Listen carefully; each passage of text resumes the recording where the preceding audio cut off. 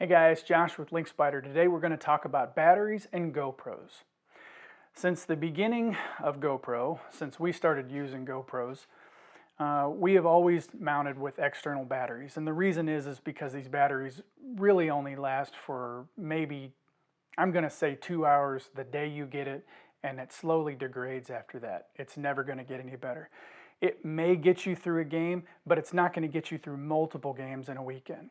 So as a result, we've always recommended using some sort of external battery. Usually the USB batteries made the most sense.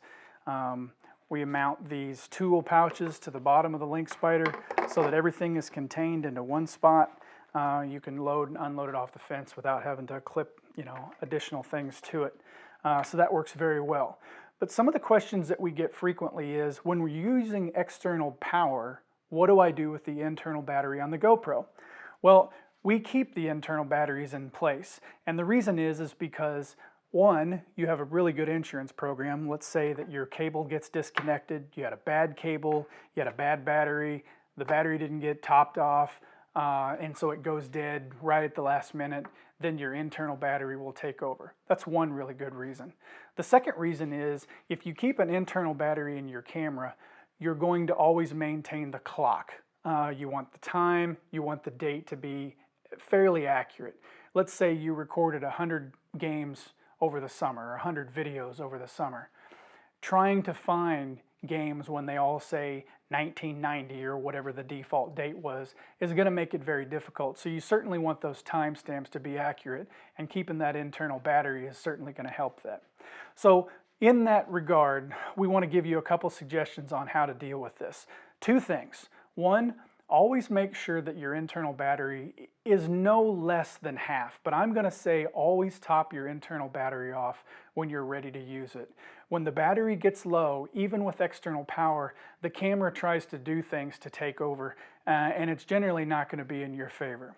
The second thing that you want to do is, all of these batteries have an on button.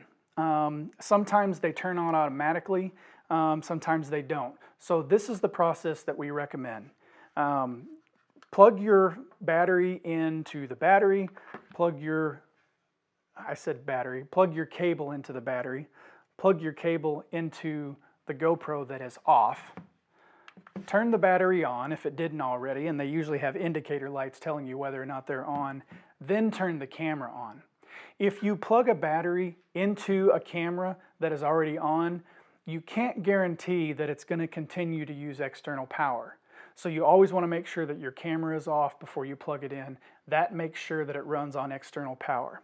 Now, over the years, GoPro has sort of changed their software to handle external powers. Back in the old days, the Hero 4s and older had this 30-pin port on the back, and you could buy a special adapter that had USB on one side and this cable on the other, and it would basically power the camera directly. And you couldn't really use USB. You could use it, but what it would do is it would trickle charge your internal battery, and that would generate heat. So when you're recording and you're using Wi-Fi and all of those things start to pile up and generate heat, trickle charging the battery could usually push it over the edge. So you never wanted to use that USB port when you were charging the GoPro Hero 4 and older. But starting with the Hero 5 and the 6 and the 7 and the 8, they changed their software such that you could use USB to power the camera directly and not trickle charge the battery when you are recording.